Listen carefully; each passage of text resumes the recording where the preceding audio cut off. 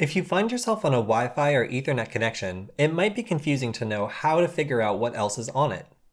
In fact, Nmap is a perfect tool for this, but it can be a little bit confusing for beginners.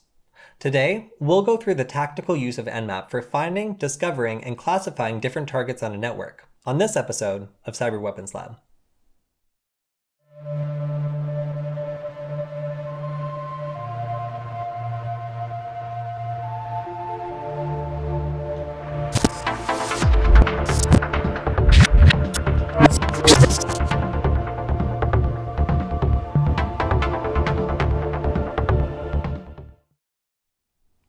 Having access to a network is exciting, but not particularly useful if you don't know what else is on it. Now, this can be a problem if you join a network and don't understand even where the gateway is, but this can be solved with a tool like Nmap, which will give you the visibility to see what else is connected. Now, the way Nmap works is by sending out a packet which will elicit a response if the host is up and listening on the port that we're sending the packet to. And we can go ahead and scan a large range of IP addresses in order to discover different devices that are connected to this network. Now, what this translates to is we can scan a whole bunch of different IP addresses and discover only the ones that are active, allowing us to go after them one by one and refine the attack depending on what we discover. Now, the first step is target discovery, meaning making a list of active devices. And the second is target classification, where we'll actually start to prod around and discover things like the operating system, the different services that are running, like maybe a web server or SSH, and then the type of service it's running, like the version number, which could give us information about maybe a vulnerability that's publicly available. Now, this is all a setup to an attack, so we can use this as a recon phase, and it doesn't necessarily need to just be limited to devices that are on our local network. We can also use Nmap to do the same for remote hosts, meaning websites that are available on the internet at large. And the commands for this are not much different, so learning Nmap has a lot of advantages. Now, in order to use Nmap, you'll just need to download and install it. And fortunately, it's cross-platform, so you don't need to worry about being locked into a particular ecosystem. If you have Kali Linux, then you should have it installed by default. So in order to begin, you'll just need to open a terminal window and type Nmap. So let's get started. Nmap should come installed on most systems, but in case you don't have it, you can use a couple commands that will generally install it relatively easily depending on the system you're using. If you're using Kali Linux, you can usually type apt install nmap, and this should work on any Debian-based system, although Nmap should be installed on just about any of those. We can also type brew install nmap if we're using a Mac OS system, and since I already have it, after this finishes updating, we should see that it is already installed and up to date. Now that we've confirmed that we have Nmap, we will need to begin to look around on the network and see what we can find. Now, if we just run nmap, we can see it doesn't work, and it instead gives us all the different things we can do with it because we didn't specify the host that we're looking to actually run this against. So let's see if I can see. Right, so here we can see it requires target specification. So usage, nmap, scan type, options, and target specifications.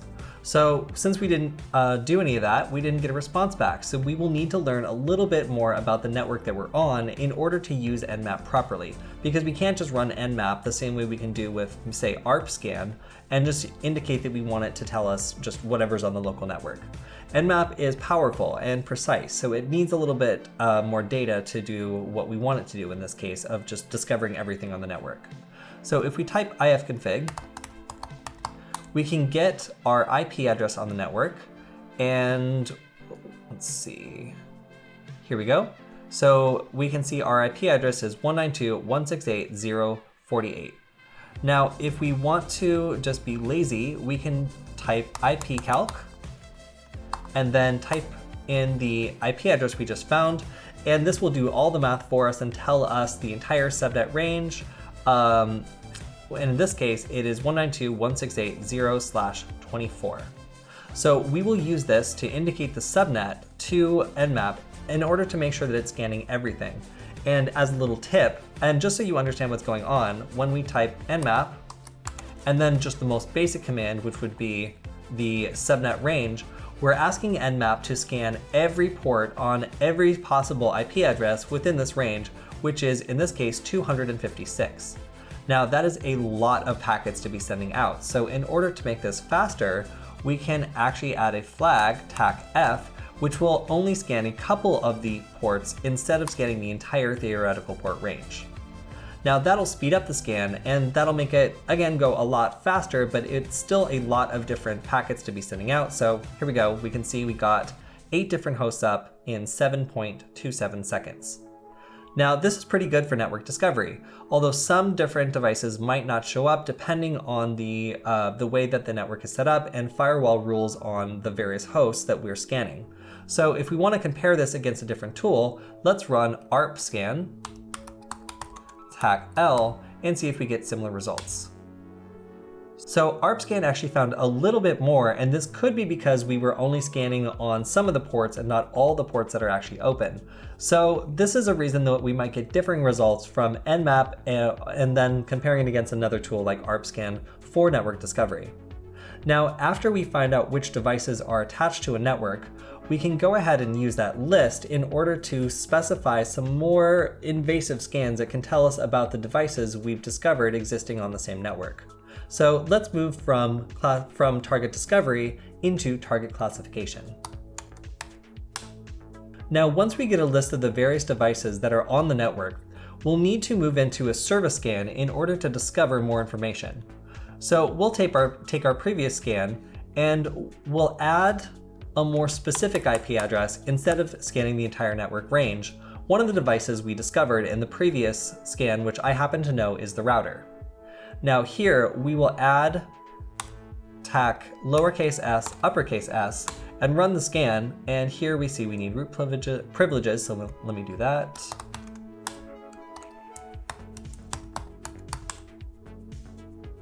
And after it runs, you'll see that we're actually scanning every possible port and getting back a report of the various ports that are open.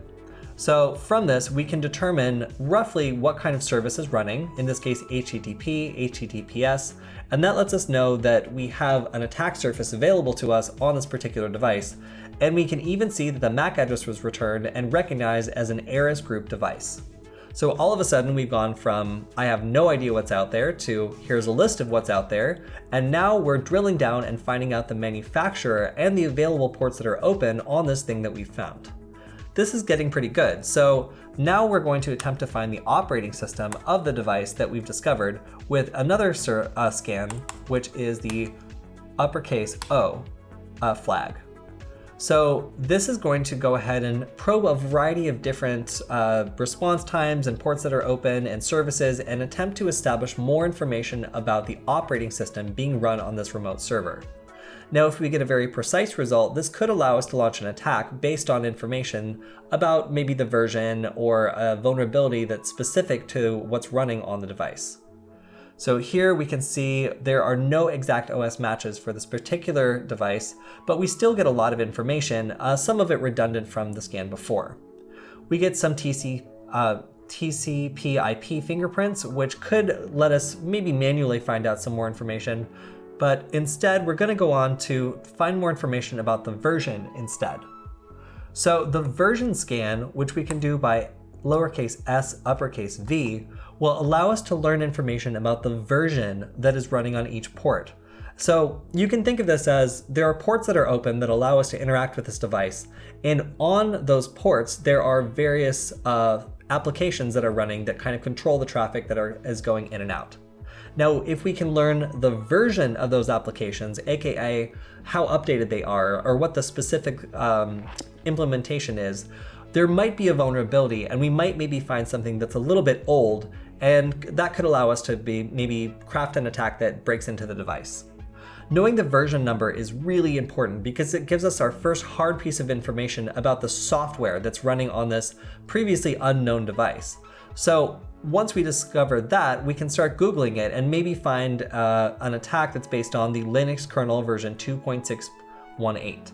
So again, we didn't know anything about this before, and now we can reliably, hopefully, infer the version of the kernel that's running on it and the fact that it's running a Linux operating system in the first place.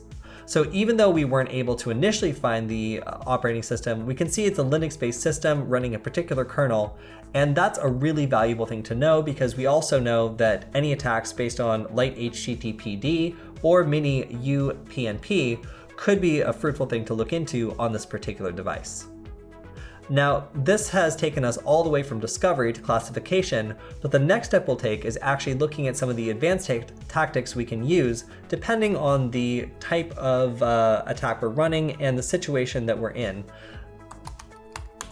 Now, one thing that Nmap is really useful for is scripting, and I want to show you a little something you can do in order to get a list of all the different ports that are open on a network without needing to go through all the output and kind of look through all the ports that might be filtered or closed. Now, to do this, you can type any Nmap command you want, and then we'll be using a pipe symbol here, the grep option, in order to look for any output that has the word open in it, indicating an open port. And then we'll use cat in order to write the results to a file called results.txt. Now in this case, we're not going to scan the entire network range, we'll just scan one IP address, but this two greater than symbols means that if the file doesn't already exist, or even if it does exist, it will write it regardless. So if the file already exists on the system, it'll just overwrite it here.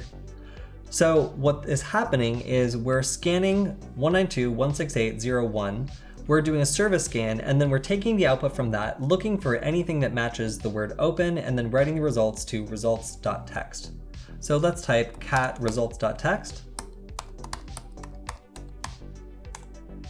And here we can see a list of different services that are all open. Now these have been added all together after a couple different scans, so it looks like a whole lot, but what we can do is use Nmap really versatilely in a number of different scripts in order to cut or paste different information, and maybe even pass it into a follow-up command or a follow-up script. Now let's say that we're on a network and we need to do things a little bit differently because of the way that it's set up. In fact, we might want to appear to scan from a different address in order to avoid getting our IP address banned. Now, a deceptive scan is relatively easy to do, and the way that it works is to use the TAC-D option in order to specify a list of deceptive IP addresses to appear to scan from. Here we have a Nmap scan in which we're simply attempting to guess the operating system from our 192.168.0.1 IP address. But by adding the flag TAC-D and then a number of deceptive addresses at the end, we can appear to scan from 10.0.0.0.1 and 10.0.0.2 because if we were to appear to scan from our own IP address, it would give the router the opportunity to eventually block these scans or identify where the source of the scans were coming from.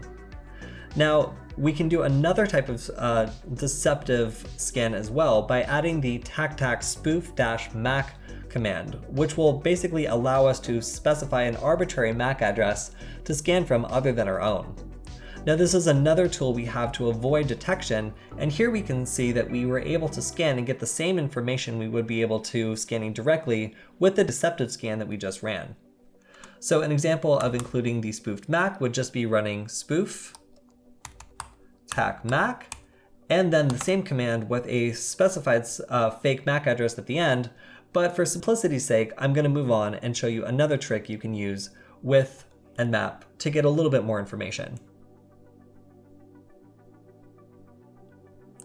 Now, if you don't want to go back and scan the whole network range every single time you want to look at the different devices you've discovered, you can run one discovery scan, and once you have a list of IP addresses, simply use this to scan instead.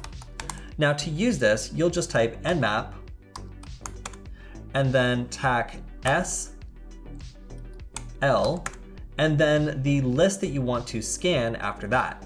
So if I had ip.txt and that was a list of IP addresses, Nmap would go ahead and do a general scan against every single port possible on every single IP address in ip.txt. Now you can imagine this is much more quick than simply scanning everything every single time you need to do another scan. So once you do the initial discovery, you can add the relevant IP addresses that are responding to an ip.txt and run subsequent scans on that instead. The final type of scan is designed to overcome some limitations that otherwise might cause us to miss some devices on the network. Now, this scan will actually go ahead and drop the initial ping, which some firewalls might block. This will take some time to actually execute, but the su command will execute a UDP scan, which is different from the TCP scan that we've been doing before, and while it will be longer, we might be able to pick up some things that we didn't initially find. So I'll specify a single host in this case because it is a longer scan. 6801. And the syntax in this is a service scan. We're going to do a UDP scan, and then we're going to drop the initial ping that might otherwise cause a firewall to not be replying. And these are all things you can work with individually to see if you have maybe a firewall interfering with you, or if a device is UDP only and doesn't have any TCP ports to kind of alert you to its presence. And as you can see, this is a scan that requires root privileges, so I will sudo here.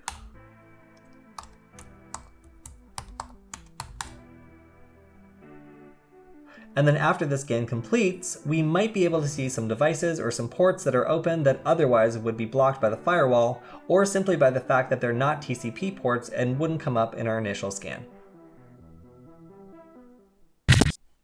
While powerful command line tools like Nmap might be a little bit intimidating for a beginner to use at first, they're important to learn because they're a fundamental tool of any IT professional or hacker's toolkit.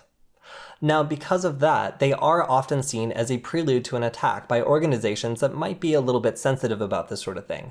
So don't go running this on your work computer because you might find that the response is to get flagged for further scrutiny. Now again, this is a tool for IT professionals, so there are lots of legitimate uses for Nmap, such as maybe finding your Raspberry Pi on a network in order to connect to it. However, when running this on a network you don't have full permission on, you may run into some problems, so keep that in mind when learning these sorts of tools. That's all we have for this episode of Cyber Weapons Lab. Make sure to like, comment, and subscribe. And if you have any thoughts or feedback on the show, make sure to send me a message on Twitter, because I'd love to hear from you. We'll see you next time.